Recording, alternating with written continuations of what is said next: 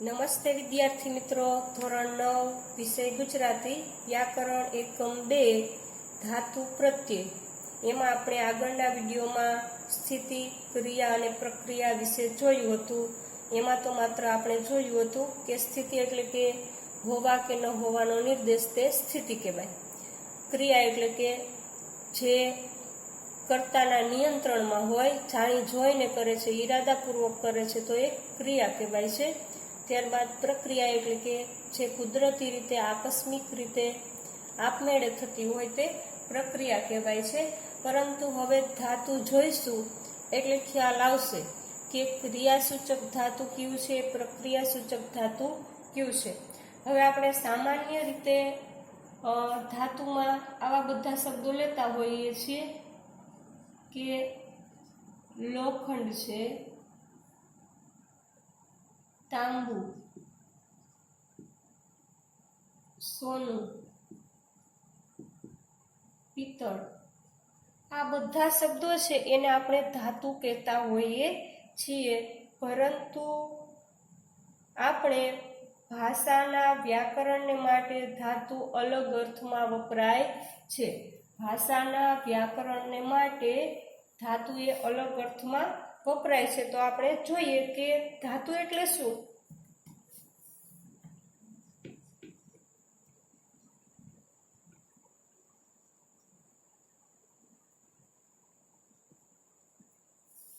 વ્યાકરણમાં ધાતુ એટલે શું, તો પેલો પોઈન્ટ છે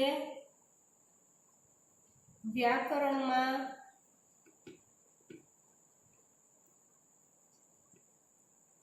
ધાતુ એ એક શબ્દ વર્ગ માટે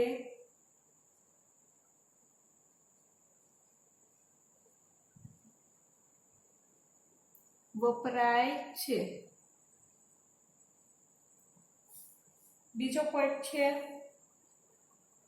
ધાતુને પ્રત્યયો લાગીને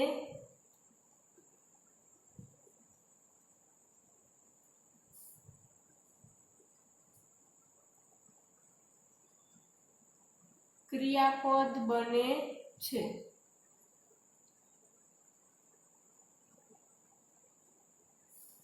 ત્રીજો પોઈન્ટ છે ધાતુ એ ક્રિયાપદ નથી,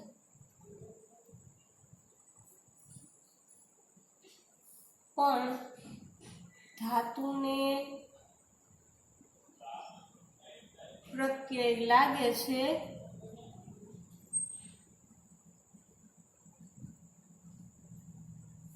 ત્યારે ક્રિયાપદ બને છે.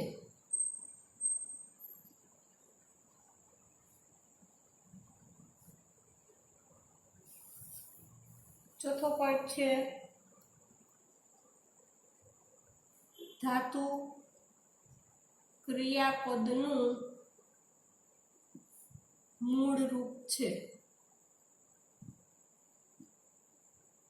પાંચમો પોઈન્ટ છે ધાતુને ક્રિયાપદના કાળ, અવસ્થા, અર્થના પ્રત્યયો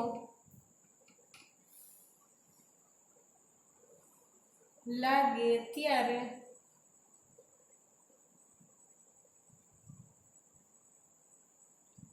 ક્રિયાપદ બને છે. તો હવે વ્યાકરણમાં ધાતુ એટલે શું એ સમજવું હોય તો પેલા 5 પોઈન્ટ વ્યવસ્થિત રીતે લખી લો કે વ્યાકરણમાં ધાતુ એ એક શબ્દ વર્ગ માટે વપરાય છે. બીજો પોઈન્ટ ધાતુને પ્રત્યયો લાગીને ક્રિયાપદ બને છે. ત્રીજો પોઈન્ટ ધાતુ એ ક્રિયાપદ નથી, પણ ધાતુને પ્રત્યય લાગે છે ત્યારે ક્રિયાપદ બને છે. ધાતુ ક્રિયાપદનું મૂળ રૂપ છે. ધાતુને ક્રિયાપદના કાળ, અવસ્થા, અર્થના પ્રત્યયો લાગે ત્યારે ક્રિયાપદ બને છે. પેલા 5 પોઈન્ટ લખી લેવાના. પછી આપણે ધાતુ કોને કહેવાય છે અને એને પ્રત્યય કઈ રીતે લાગે છે અને ક્રિયાપદ કઈ રીતે બને છે એ જોઈએ.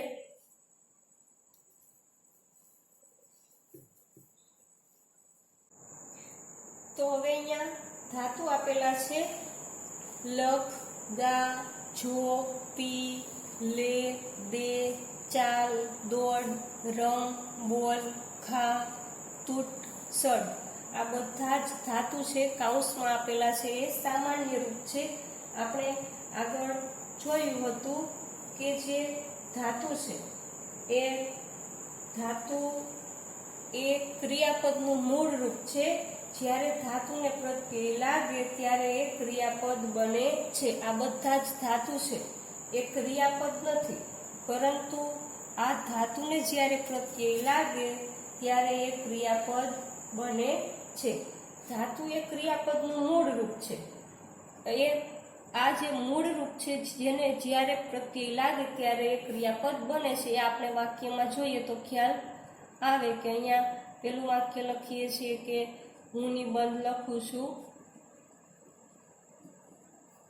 ત્યારબાદ બીજું વાક્ય છે હું નિબંધ લખીશ. ત્રીજું વાક્ય છે મેં નિબંધ લખ્યો. તો અહીંયા 3 વાક્ય લખ્યા છે. એમાં લખ ક્રિયાપદ, લખ જે ધાતુ છે,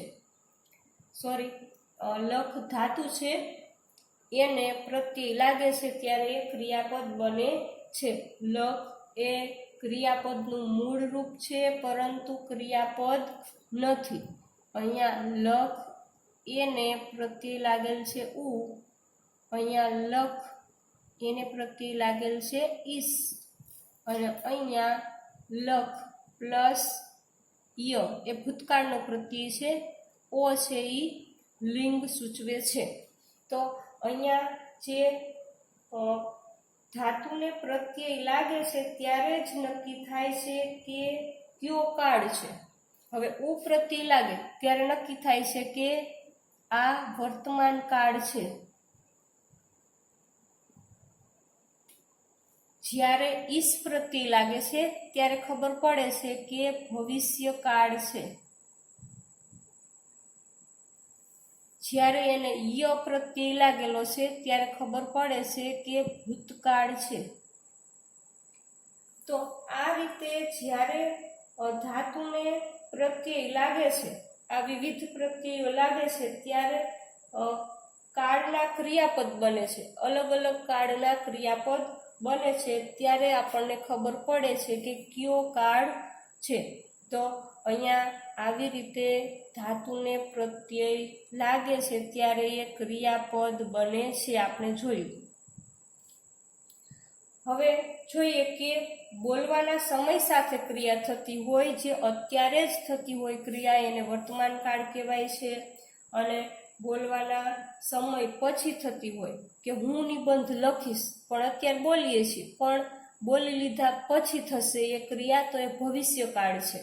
અને બોલવાના સમય પહેલા થઈ ચૂકી છે કે મેં નિબંધ લખ્યો, અત્યારે બોલું છું તો એ પહેલા જ નિબંધ લખાઈ ગયો છે, તો બોલવાના સમય પહેલા જ આ ક્રિયા થઈ ચૂકી છે, તો એને ભૂતકાળ કહેવાય છે.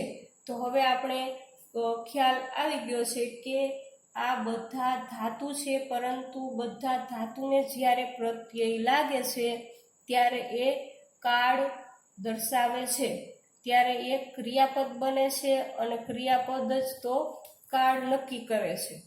આવી રીતે આપણને ખ્યાલ આવી ગયો. તો હવે બીજી વસ્તુ જોવાની છે કે આપણે સ્થિતિ, ક્રિયા અને પ્રક્રિયા જોઈ કે ક્રિયામાં જાણી જોઈને ઈરાદાપૂર્વક કરવામાં આવતી હોય છે. તો એવા ક્રિયાસૂચક ધાતુ ક્યાં ક્યાં છે અને પ્રક્રિયા છે તો એ આપમેળે થઈ જતી હોય છે, કુદરતી રીતે થઈ જતી હોય છે. તો એ પ્રક્રિયાસૂચક ધાતુ ક્યાં છે એ આપણને હવે ખ્યાલ આવી ગયો હશે કે હું નિબંધ લખું છું, તો આ વાક્ય કેવું છે?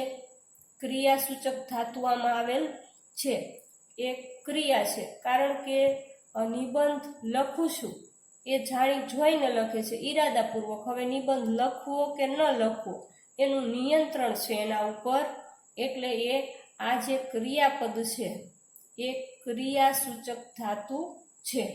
ત્યારબાદ અહીંયા પ્રક્રિયાસૂચક ધાતુ પણ આપેલ છે તૂટી. તો હવે અહીંયા એક વાક્ય લખીએ છીએ, ઝાડની ડાળી તૂટી. તો આ વાક્ય કેવું બને છે? પ્રક્રિયા.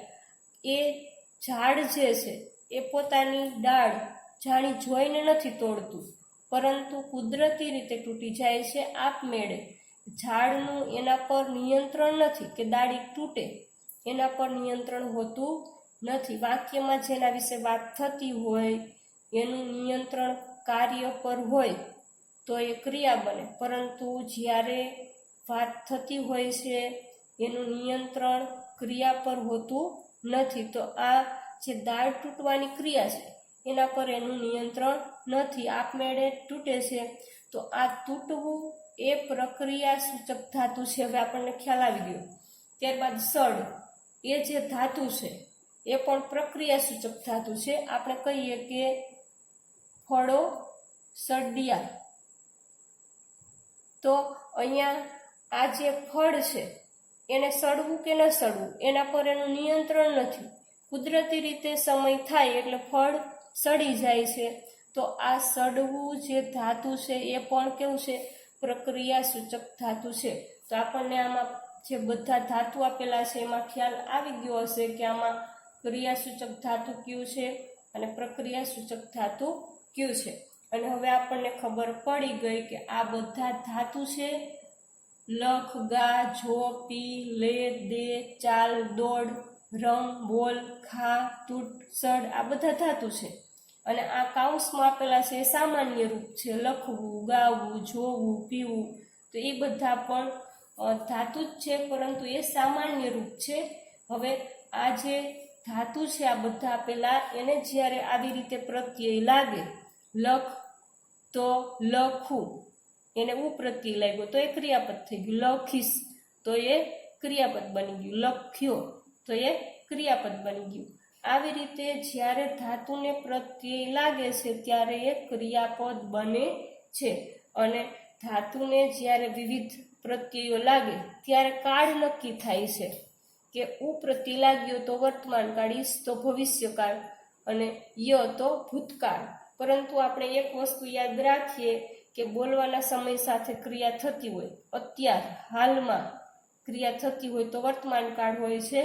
બોલવાના સમય પછી થાય કે હવે થશે તો એ ભવિષ્યકાળ હોય છે. અને નિબંધ લખાઈ ચૂક્યો છે, બોલવાના સમય પહેલા જ ક્રિયા થઈ ચૂકી છે તો એ ભૂતકાળ હોય છે.